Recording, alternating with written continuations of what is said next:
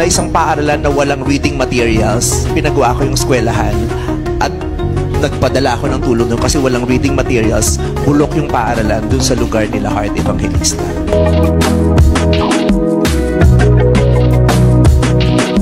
Yung dila kasi ni Vice, hindi niya makontrol. Wala ring garter. Sa lugar daw nila, Heart Evangelista, ng Sorsogon, meron isang paaralan doon na bulok.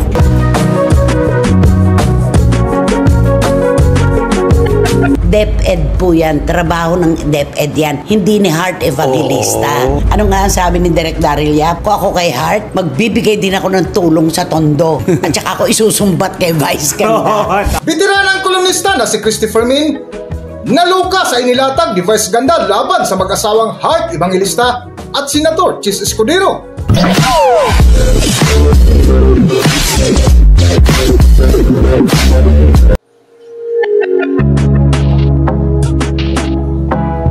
Welcome back to Philippine Celebrity Broadcast.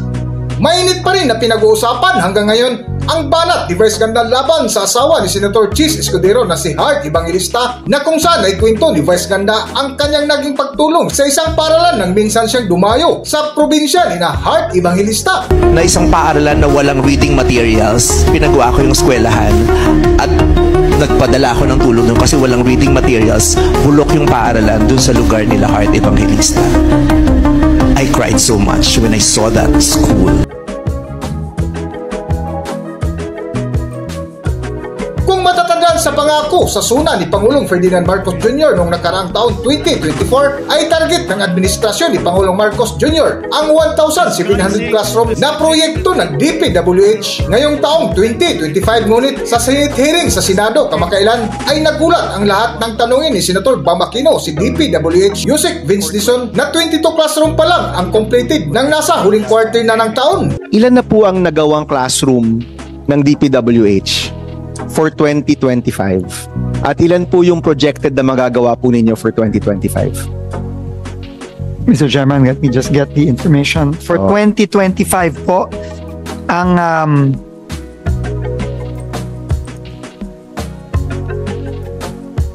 ito ba no?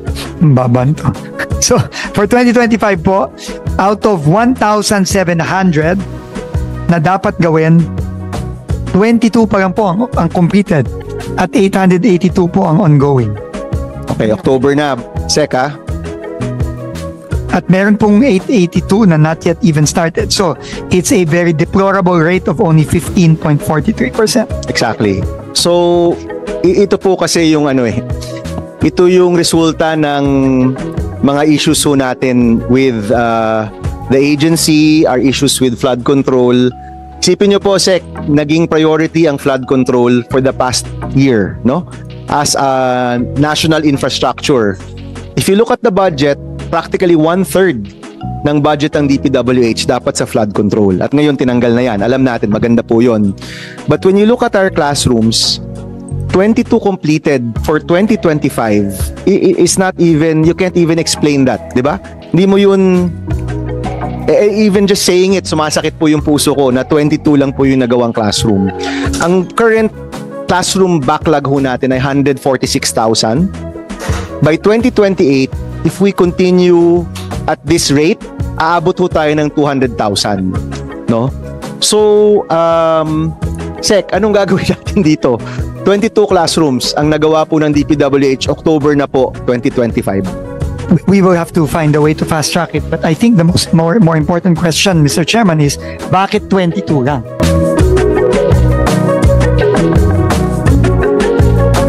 Sa latest vlog nga ng bitiranang kolumnista na si Christopher Min, ay binalikan nila ang ukol sa isyu ng mga classroom na kung saan inilatag nila ang patutsada ni Vice Ganda laban sa mag-asawang Escudero, lalo na sa kapuso actress at international model na si Heart Evangelista.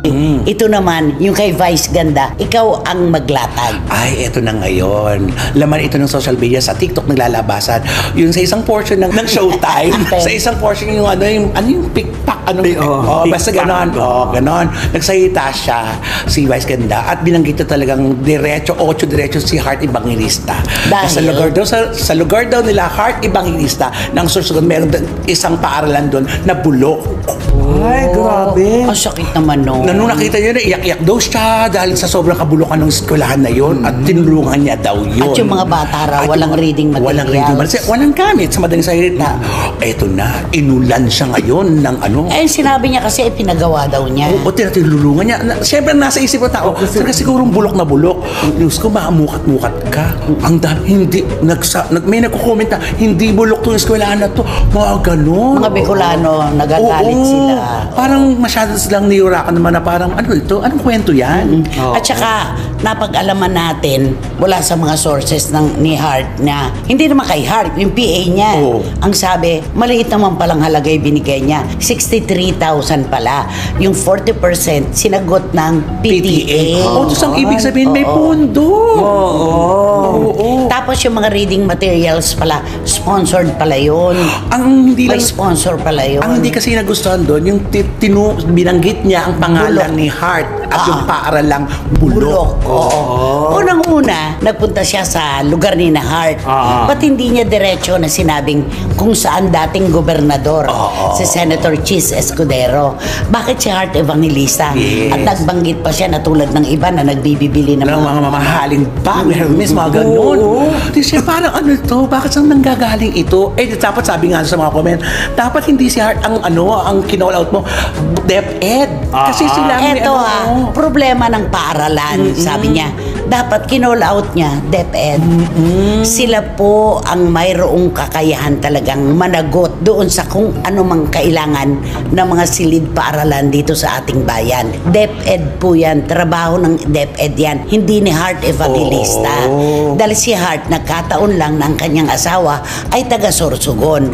Pero hindi po niya pananagutan ang mga sinasabi nilang eskwelahan na bulok na hindi naman pala bulok.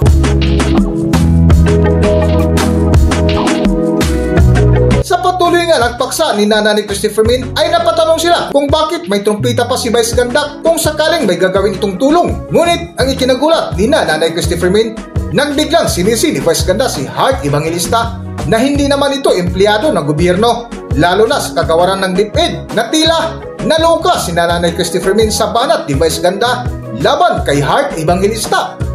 Narito ang video. Correct. At saka ako naman ipagpalagay na siya nagpagawa, wala na yung PTA. Eh bakit naman kailang may trumpeta? Ay, Di ba oo, sa pagtulong hindi na dapat yung pinagmamatay pangalandakan mo. Oo, walang trumpeta dapat. Correct. Di ba? Sana sa ibang tao nagsalita noon para sa Ayan. Parang si Angel Locsin, Ayan. si Kim Chu, hindi po nila ipinamamarali ang kanilang mga tulong. Ibang tao po Ang ang nagkukwento tungkol sa tulong na binibigay nila.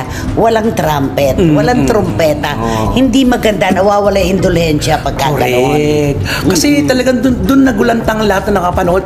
Ano to? Bakit si Hart Evangelista ang kino-call out niya dito? Alam niya naman yan na si Hart Evangelista na nahaharap din sa mga ganyan. May diba? problema. May problema din. Isisiga, ipaban niya ito. Idadagdagan niya pa ito. Kaya kung ako si Hart, anong kinalaman ko naman dyan ba? Totoo. Alam mo, ang- diniretso na lang niya. Si Senator Chis Ayan, Escudero, oo. siya ang taal na taga roon. Dapat ganon. Alam mo, nakadalawa na siya, ha? Di ba binanatan niya rin dati itong mga Bisaya? Di ba bakit ganun kayong mga Bisaya? Doon sa show niya rin, ha? Mismo sa It's Showtime. Sabi niya, ba ganun kayong mga Bisaya? Ganun kayong magsalita? Tapos pag pina-English kayo, ganun. Di ba, muntik na nga siya mapersona ng drata doon sa lugar na yun. Yung dila kasi ni Vice, hindi niya makontrol. Wala ring garter. Kaya kaya siya nalalagay sa alanganin. Di ba sa DDS, ganun din. Kaya siya nalagay sa gitna din na target, ganun din. Ano nga ang sabi ni Direk Daryl Yap? Kung ako kay Hart, magbibigay din ako ng tulong sa tondo. At saka ako isusumbat kay Vice Ganda. Tama. Di ba? Parang ganun. At saka talagang totoo to, kapag tumutulong, wag nang ina-announce. Dapat ay walang trumpeta para maganda ang dating, di ba? Ang hirap naman nun, si Hart Evangelista nananahimik na nga. Hindi na nga pumunta ng Paris, hindi na nga nag-ano. Correct. Tapos siya pa ang kakalad ka rin na pangalan ngayon. Di ba naman? Ay nako, can you please talk to Vice Ganda? To Mr. Miss Vice Ganda. Mr. and Miss? Kasi hindi siya sigurado. I would like to say to you that will you please minimize your speak about the Your speak. minimize your speak about Comments. your comment about the things wherever you give, because there are so many people that they did not know about you. So that's why the people say that you are the one to give to the person, but the person did not know. At kung tutulong ka, At if you are giving, help. And if you are helping, and if you are helping, do not broadcast to your show. ano sasabihin ni Vice? English pa tong tsakan to. Ano isasagot mo sa kanya? If I am Chaka, we are both of you are Chaka. Boto pass. Both of us were Chaka. Yun naman nakakaloka doon, ano? Hanggang dito na lang muna ang ating video, at kung nagustuhan nyo, huwag kalimutan mag-subscribe at pindutin nyo na rin ang notification bell para ma-notify kayo sa ating susunod na video. Maraming salamat!